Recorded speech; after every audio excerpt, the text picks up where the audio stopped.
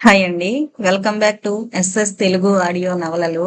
ఈరోజు మీరు వినబోయే నవల 'అందాల రాక్షసి'. వి. కళ్యాణి సోమరాజు గారు రచించారు. అక్టోబర్ 2008లో వచ్చిందండి ఈ నవల. ఇక నవల్లోకి వెళ్ళిపోదాం. పాప పాలు తాగిందా? పనిపిల్ల నుండి కీర్తనను తీసుకుంటూ అడిగింది సంగీత. తాగిందమ్మా. కూర ఏదైనా తరిగి పెట్టమంటారా? సాయంకాలం ఇంటికెళ్ళబోతూ రాత్రి కావలసిన కూర కట్ చేసి వెళ్లడం భాగ్యం అలవాటు. ఈ రోజు అక్కర్లేదులే, పార్టీ ఉంది, వెళ్ళాలి. రేపు త్వరగా వచ్చేయ్. రోజులు ఆలస్యం చేయకు, కాలేజీకి త్వరగా వెళ్ళాలి. ఆ మాట చెబుతూనే ఉంటుంది సంగీత. అలాగేనమ్మా అంటూ చేసే ఆలస్యం చేస్తూనే ఉంటుంది భాగ్యం. కాలేజీ నుండి రాగానే కీర్తన మొహం చూడగానే పొద్దుటి నుండి పడ్డ అలసట త్రుటిలో పోయినట్లు అనిపిస్తుంది సంగీతకి. కీర్తన కూడా తల్లిని చూడగానే చేతుల్లోకి దూకి సంతోషంగా కీరంతలు కొడుతుంది. కూతుర్ని బొమ్మల దగ్గర కూర్చోబెట్టి తన కోసం ఫ్లాస్క్ లో భాగ్యం చేసుంచిన టీ పోసుకుని తాగింది. రిసెప్షన్ కి తనేం కట్టుకోవాలో అనుకుంటూ వార్డ్రోబ్ దగ్గర అరగంట గడిపింది. చివరకు మ్యారేజ్ డేకి శ్యామ్ కొన్న వర్క్ చేసిన పీచ్ కలర్ చీర తీసింది. ఒక్కసారి ఆ చీరలో దాగున్న పల్చని పరిమళాలతో పాటు భర్త జ్ఞాపకాలు గుప్పున చుట్టుముట్టాయి. మనసును ఒకసారి అదుపులో పెట్టుకుంటూ అందుకున్న చీరను తీసి బెడ్ మీద పడేసింది. కీర్తనకి చేయవలసిన డ్రెస్ విషయంలో ఇంకా ఆలోచించాల్సిన పని లేకుండా తన చీరకు సూట్ అయ్యే ఫ్రాక్ తీసింది. ముందు కూతుర్ని తయారు చేసి తృప్తిగా చూసుకున్నాక తను డ్రెస్ చేసుకుంది. తల్లి చుట్టే తిరుగుతూ ఎత్తుకోమని ఏడుస్తూనే ఉంది కీర్తన. ఒక నిమిషం ఉండరా కన్నా అంటూ బుజ్జగిస్తూనే ఒక్కొక్క అలంకరణ చేసుకుంటూ 1-2 సార్లు నిలువుటద్దంలో తనను చూసుకుంటూ సంతృప్తి కలిగాకే కూతుర్ని అందుకుంది సంగీత. కారు పక్క సీట్లో కీర్తనని కూర్చోబెట్టి సీటు బెల్ట్ బిగించి ఆమె చేతికో బొమ్మిచ్చి తను డ్రైవింగ్ సీట్లో కూర్చుంది. సంగీత కూతుర్ని ఎత్తుకుని వెళ్లేసరికి రిసెప్షన్ మొదలైంది. అప్పటికే చాలా మంది వధూవరులను విష్ చేసి గిఫ్ట్స్ ఇచ్చి వేదిక దిగుతున్నారు. దినేష్ పెళ్లికొడుకు సూట్లో చాలా టీవీగా కనిపిస్తున్నాడు.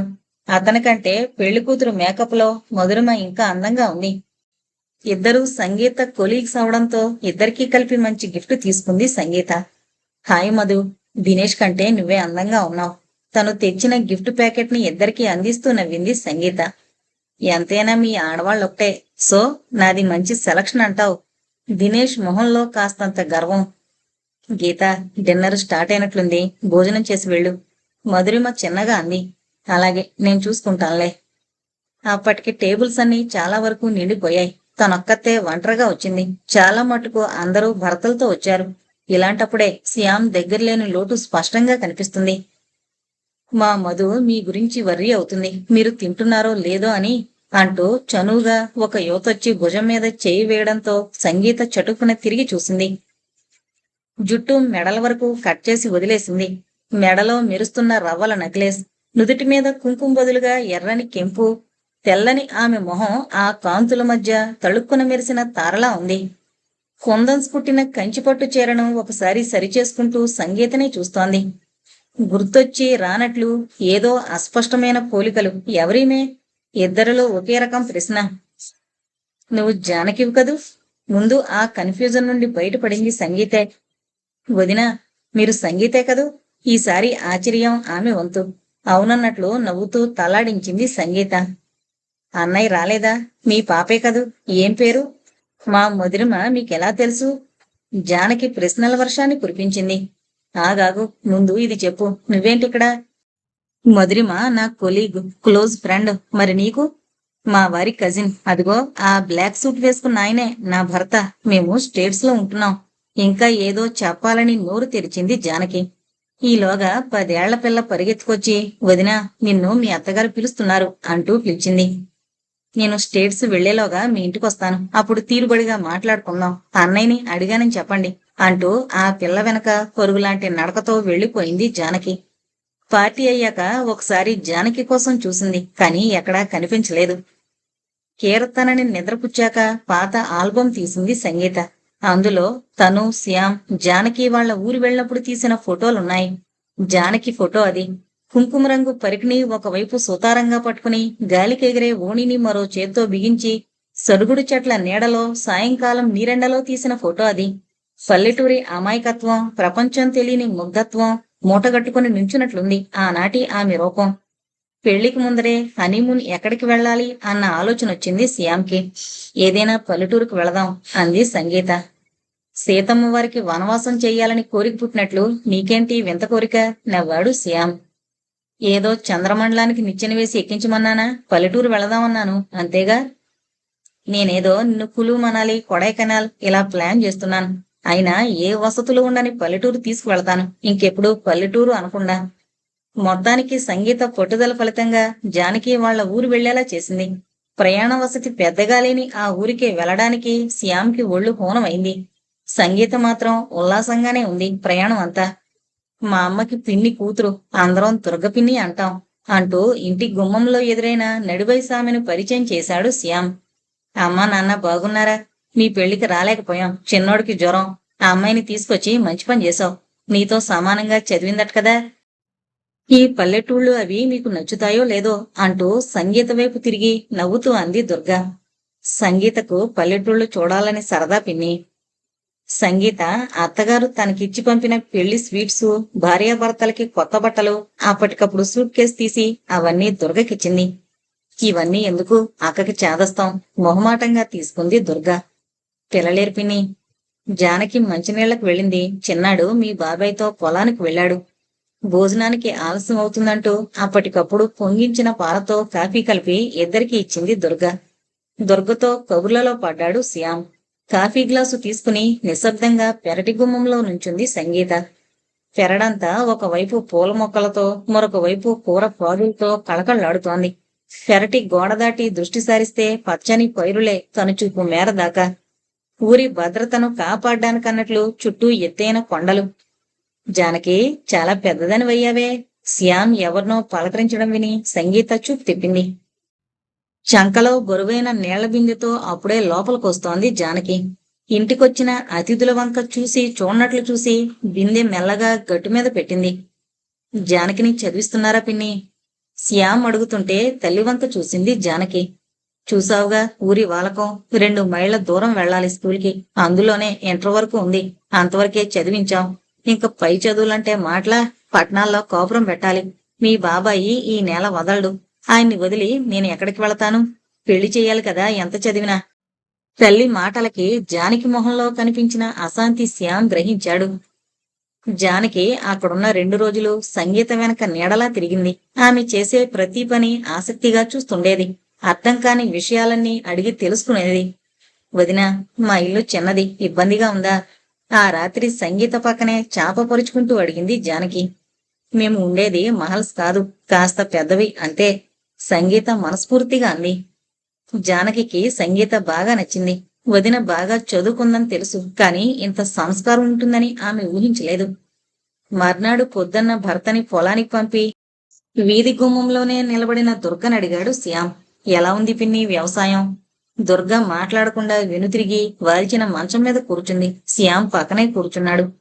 ఏంటి పిన్ని అలా ఉన్నావు? ఏం లేదు, వ్యవసాయం అంటేనే భయం వేస్తోంది. వర్షాలు సరైన టైంలో పడితే ఏ పాటలు ఉండవు. లేకపోతే పంట ఇంటికొచ్చేదాకా అనుమానమే. ఒంటి మీద నగలు తాకట్టు పెట్టుకుంటూ విడిపించుకుంటూ ఆదాయం మాట ఎలా ఉన్నా పిల్ల ఎదుగుతోంది. పెళ్లి చెయ్యాలి. మీ బాబాయికి మట్టి పిసుకోవడం తప్పించి మరో మాట తెలీదు. ముప్పొచ్చి ముంచినా తేల్చినా ఈ 4 ఎకరాల పొలం తప్ప మరో దారి లేదు. వాడినైనా చదివించాలనుంది, కాని వాడు తండ్రితో పాటే వ్యవసాయం వైపే వెళుతున్నాడు. చదువు అవ్వడం లేదు. శ్యామ్ అంతా విన్నాక, జానకి పై చదువులు చదువుతానంటే మీరు తప్పకుండా చదివించండి. అందుకు కావలసిన ఏర్పాట్లు నేను చేస్తాను. అమ్మ కూడా ఇదే చెప్పమంది. బంధువులెంతమందుండి చెప్పుకోవడానికా? నువ్వేం దిగులు పడకు. జానకి చదువుకుంటే మీ కుటుంబానికి తనే ఆధారం అవుతుంది అంటూ ధైర్యం చెప్పాడు. ఆనాటి జానకి ఇప్పుడిలా ప్రత్యక్షం కావడం చిత్రంగా ఉంది. అది ఏమాత్రం పోల్చుకోలేని విధంగా. ఆ రోజు భాగ్యం రోజు కంటే ఆలస్యంగా వచ్చింది. ఈలోగా 10 సార్లైనా అనుకునుంటుంది సంగీత. కీర్తనని మంచి క్రష్లో చేర్పించాలి. ఈ భాగ్యం పెట్టే టెన్షన్ ఇక భరించడం కష్టం. పాపతో రెడీ అవడం కష్టం అనుకునే ఫస్ట్ అవర్స్ తీసుకోవడం లేదు. అయినా రోజు ఆలస్యంగా వెళితే ఎలా అనుకుంటూ అశాంతిగానే రెడీ అవసాగింది సంగీత. ఇంతలో కాలింగ్ బెల్ మోగింది. అబ్బా, ఎప్పటికైనా వచ్చింది అనుకుంటూ విసుగ్గా తలుపు తీసింది. ఎదురుగా వాచ్మ్యాన్ దేవయ్య. భాగ్యం వాళ్ళ నానమ్మ చనిపోయిందటమ్మా. ఇంకా 4, 5 రోజులు పనిలోకి రాదట. ఆళ్ళ చుట్టం ఎవరో చెప్పి వెళ్ళాడు. సంగీత అయోమయంగా చూసింది దేవయ్య వంక. అప్పటికప్పుడు సెలవు పెట్టడం కూడా కష్టమే.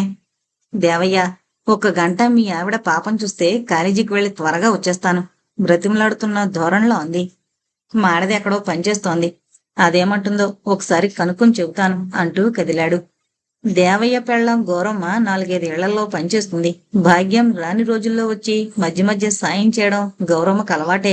కాని ఇంతవరకు కీర్తన బాధ్యతను ఆమెకు అప్పగించలేదు. అరగంట స్థిమితంగా గడిపింది సంగీత. బహుశా ఇంక ఈరోజు కాలేజీకి వెళ్లడం కుదరదు అనుకుని చీర మార్చుకుంటుండగా గౌరమ్మ వచ్చింది.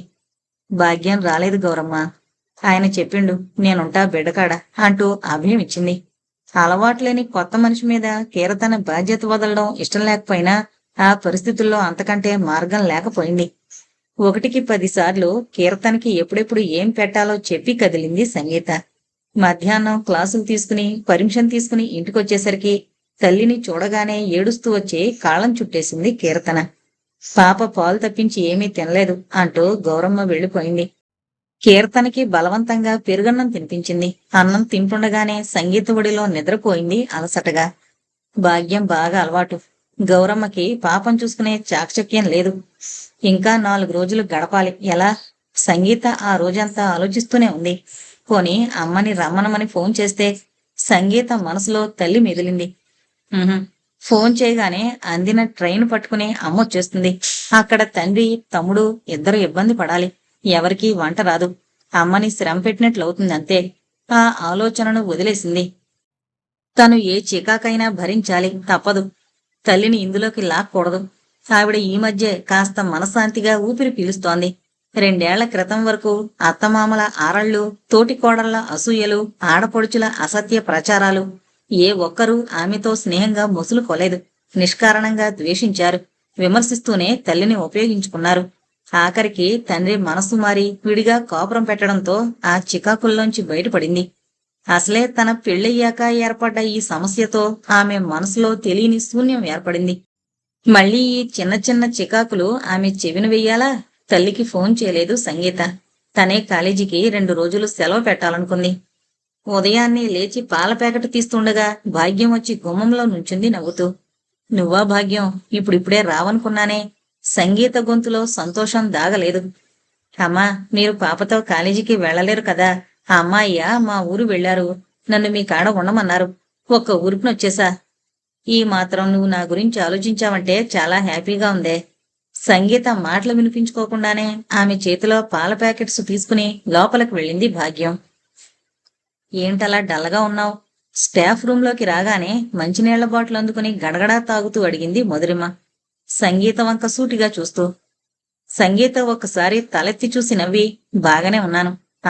ఇంతకీ ఎలా అయింది మీ హనీమూన్? మాట మార్చకు. హనీమూన్ ఎవరికైనా ఎలా అవుతుంది? బాగానే ఉంది. నువ్వు ఎందుకలా ఉన్నావు? తరచి అడిగింది మధురిమ. ఈరోజు క్యాలెండర్ 11 అని చూపించింది.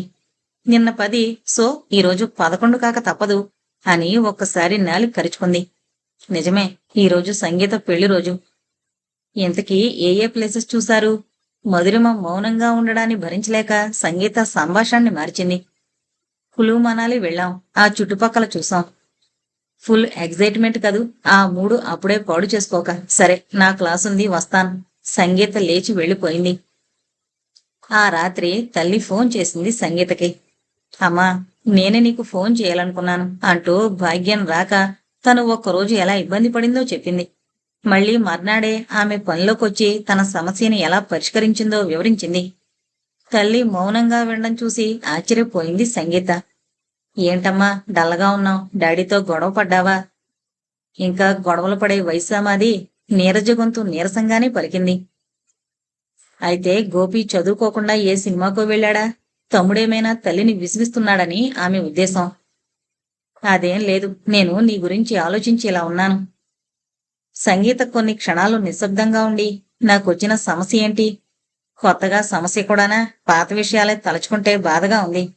అబ్బా వదిలేద్దు, ఇప్పుడెందుకా విషయాలు? తల్లి తన గురించి ఆలోచించి దిగులు పడ్డం అసలు ఇష్టం లేదు.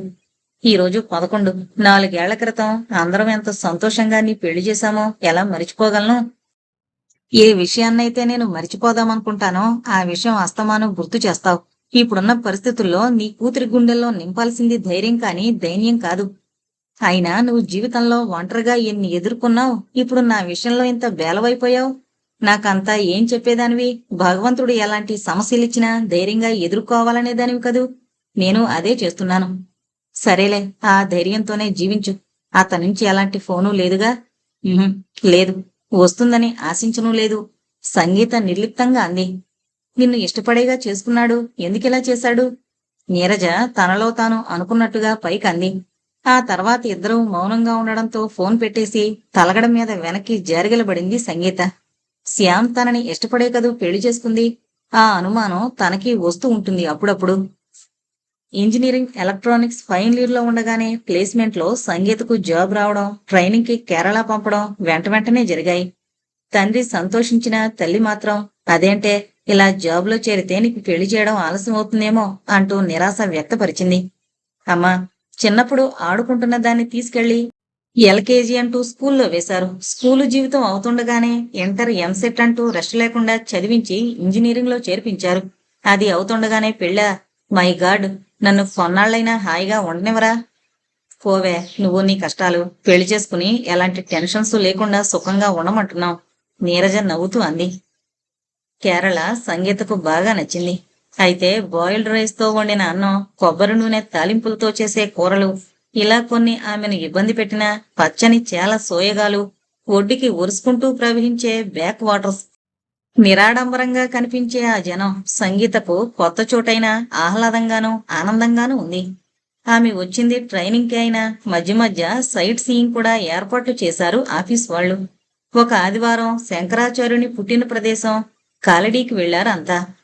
నీళ్లల్లో కాలు పెట్టి పక్కనున్న పార్వతితో కబుర్లు చెబుతోంది సంగీత. జాగ్రత్త, ఏ మొసలో కాలు పట్టుకుని బ్రహ్మచారిగా ఉంటేగాని కాలు వదలనంటే కష్టం. పెళ్లి చేసుకోబోతున్నావు కూడాను. అచ్చమైన తెలుగులో మాట్లాడుకుంటూ నవ్వుకుంటూ నదివైపే రావడం చూసి సంగీత కుతూహలంగా వారివైపే చూస్తోంది. మీ తెలుగు వాళ్లే, సెంధిల్ నవ్వుతూ అన్నాడు సంగీతతో. అంతటితో ఆపకుండా ఆ అపరిచితుల వైపు తిరిగి హాయ్ అంటూ పలకరించాడు. వాళ్ళు సాఫ్ట్వేర్ ఇంజనీర్స్, సైట్ సీయింగ్ కోసం సరదాగా వచ్చారు. మా సంగీత కూడా తెలుగమ్మాయే అంటూ అడగకుండానే వివరాలు చెప్పాడు సెంధిల్. హలో, బలవంతంగా నవ్వింది. అతను మూర్తి, శ్యామ్, మార్తాండ, నేను శివ అంటూ అందులో ఒక అతను చొరవగా అందర్నీ పరిచయం చేశాడు. అందరూ కలిసి కబుర్లు చెప్పుకుంటూ మఠమంతా తిరిగారు. ఆ తర్వాత ఎవరి దారిన వాళ్ళు విడిపోయారు. ఆ మర్నాడే అదిరిపల్లి ఫాల్స్ చూడ్డానికి ప్లాన్ చేసుకున్నారు. అప్పటికే ఆ లొకేషన్ ని ఎంతో మంది చూసిన వాళ్ళు చూపించి చూపించి పాతబడేసినా ప్రత్యక్షంగా చూస్తుంటే చాలా థ్రిల్లింగ్ గా ఉంది సంగీతకు. ఎత్తైన శిఖరం మీద నుంచి ఉరకలతో హోరుమంటున్న శబ్దంతో కింద లోతుల్లోకి జారిపడుతోన్న కావేరీ ప్రవాహం చూస్తుంటే చైతన్యాన్నంతా తనలోనే ఇముడుచుకుందా అన్నట్లుంది. ఆ అందాలన్నీ కెమెరాలో బంధించి తన వాళ్ళకి చూపించాలన్న ఆతృతే అందరిలో. సంగీత కూడా ఎత్తైన ఒక రాయి మీద నిలబడి ఫోటో తీస్తూ చిన్నగా కాలు జారి స్లిప్ అయి పడబోయింది.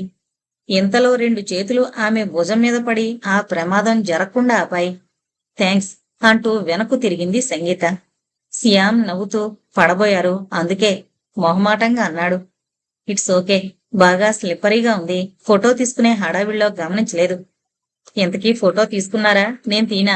చనువుగా అన్నాడు. వెంటనే కెమెరా శ్యామ్ కందించింది సంగీత. అతను రకరకాల యాంగిల్స్ లో సంగీతని కూడా కలిపి చాలా ఫోటోలు తీశాడు. థ్యాంక్స్. కెమెరాను అతని చేతి నుండి తీసుకుంది. ఎన్ని రోజులుంది మీ ట్రైనింగ్? శ్యామ్ అడిగాడు. ఇంకో 15 days. మీరు ఎన్నాళ్ళుంటారు? మేము రేపు వెళ్ళిపోతున్నాం. అన్యమనస్కంగానే ఆ అపరిచితుల మధ్య చాలా సంభాషణ జరిగింది. అందరూ కలిసి చాలాసేపు జలపాతం దగ్గర గడిపి పైకెక్కారు. పక్కనే ఉన్న టీ స్టాల్లో టీ తాగారు. విడిపోతూ ఈమెయిల్ ఐడీలు మార్చుకున్నారు. సంగీత పరిచయాలను అంతటితో వదిలేసింది. ట్రైనింగ్ పూర్తి కాగానే తిరుగు ప్రయాణంలో విజయవాడలో దిగింది. తల్లి తండ్రిని చూసి తమ్ముడితో తన అనుభవాలను పంచుకుని హైదరాబాద్ వెళ్లి జాబులో చేరొచ్చు అనుకుంటూ. వెళ్లిన రోజంతా అలసటతో నిద్రపోయింది. ఏంటే బట్టలు సర్దుతున్నావు, అప్పుడే వెళ్లాలా? మర్నాడు సంగీత దగ్గరకు వచ్చింది నీరజ. అదేంటి, నేను వెళ్ళింది ట్రైనింగ్కేగా, జాబులో చేరద్దా? మొన్న నిన్ను వెతుక్కుంటూ మంచి సంబంధం వచ్చింది. మెల్లగా కూతురి ముఖ కవళికలను గమనిస్తూ అంది. మై గాడ్, పెళ్ళా? అమ్మా, ఎన్నిసార్లు చెప్పాలమ్మా నేనిప్పుడే పెళ్లి చేసుకోనని? అసలు ఎప్పుడు చేసుకోవాలనే నీ ఉద్దేశం? నిలదీసింది నీరజ. కనీసం 2 ఏళ్ల పాటైనా జాబ్ చేయాలి. డాడీకి మంచి కారు కొనాలి. నువ్వు కిచెన్లో శ్రమ పడకుండా హోమ్ అప్లయన్సెస్ అన్నీ కొనాలి. ఇంకా తమ్ముడికి. ఇంకాపు. ఏదో సంసారాన్ని అంతా నువ్వే లాక్కు రావాలనుకుంటున్నావా? ఇప్పుడు మాకు కారు కంటే అల్లుడే అవసరం. ఏంటమ్మా, ఎవరైనా అబ్బాయిని చూసావా నా కోసం? సూట్ కేసు మూసేసి తల్లివంక చూస్తూ అంది సంగీత. మేము చూడకుండానే స్వయంగా ఆ రాకుమారుడే వచ్చాడు మన ఇల్లు వెతుక్కుంటూ. వాళ్ళది ఒంగోలు. అమ్మ నాన్న టీచింగ్ లైన్లో ఉన్నారట. చెల్లికి పెళ్ళై దుబాయ్ వెళ్ళింది. స్వంతిల్లు, పొలం, బాగా వెల్ సెటిల్డ్ ఫ్యామిలీ అట. మా అందరికీ బాగా నచ్చాడు. మీ తమ్ముడికి అతని యాంబిషన్ నచ్చాయి. అయినా అతను నీకు తెలియనివాడు కాదుగా. చివరి మాటలకు చువ్వున తలెత్తి చూసింది సంగీత. ఎవరమ్మా ఈ రాజకుమారుడు? పేరు లేదా? శ్యామ్ సుందరట. నీకు కేరళలో కనిపించుంటాడే. నీ పరిచయం అక్కడే అయిందన్నాడే. ఇంకా ఏం చెప్పాడు? కోపాన్ని నిగ్రహించుకుంటూ అంది. పెద్దగా ఏం చెప్పలేదు. ముఖ్యంగా నీకిష్టమైతేనే వాళ్ళ పేరెంట్స్తో మాట్లాడమన్నాడు. ఏంటమ్మా అతని కాన్ఫిడెన్స్? అతనికి నేను నచ్చితే ఇంటి వరకు వచ్చేయడమేనా? నన్ను అడిగే ధైర్యం లేక తెలివిగా మీ దగ్గరకు వచ్చాడు. కూతురి మాటలు అర్థం కానట్లు చూస్తూ, నువ్వు మా దగ్గర చెప్పడానికి మొహమాట పడ్డావేమో అనుకున్నావు. 25 పెంచిన మీ దగ్గర నాకు చనువు లేదా? ఒకరోజు పరిచయానికి నా జీవితం రాసిస్తాననుకున్నాడా? పోన్లే, వదిలే. నీకిష్టం లేకపోతే మేం బలవంతంగా అతన్నిచ్చి పెళ్లి చేయం కదా. సంగీతను చల్లబరచడానికి ప్రయత్నం చేస్తూ అంది నీరజ. పెళ్లి తప్ప ఆడపిల్లలకింకో ధ్యేయం లేనట్లు ఆ రోజంతా సణుగుతూనే ఉంది సంగీత. కొత్తగా జాబులో చేరిన మొదటి రోజే శ్యామ్కి ఘాటుగా ఆమె కోపాన్ని, వ్యతిరేకతను తెలుపుతూ ఈమెయిల్ ఇచ్చింది సంగీత.